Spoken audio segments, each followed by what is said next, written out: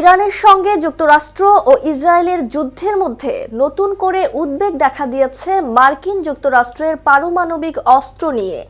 বিশেষ করে যখন মার্কিন প্রেসিডেন্ট ডোনাল্ড ট্রাম্প ইরানের বিরুদ্ধে মৃত্যু খুব ভয়ানক বিপর্যয় নেমে আসার হুঁশিয়ারি দেন, তখন পারমাণবিক শক্তি নিয়ে উদ্বেগ আরও বাড়ছে।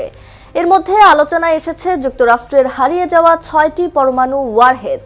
নিখোঁজ এসব পরমাণু ওয়ারহেড যুক্তরাষ্ট্রের শত্রু দেশের হাতে পড়লে ভয়াবহ পরিস্থিতির সৃষ্টি হতে পারে। হারিয়ে যাওয়া পরমাণু ওয়ারহেডগুলো এতটাই শক্তিশালী যে তা মুহূর্তেই এক একটি শহর ধ্বংস করে দিতে পারে। নিহত হতে পারে কয়েক মিলিয়ন মানুষ।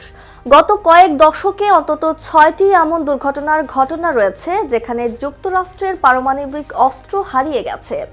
আজও সেগুলোর কোনো হদিস মেলেনি। সেগুলো এখন যে কেউ খুঁজে পেতে পারে। মনীষা ইসলাম, নিউজ 21 ইন্টারন্যাশনাল ডেস্ক।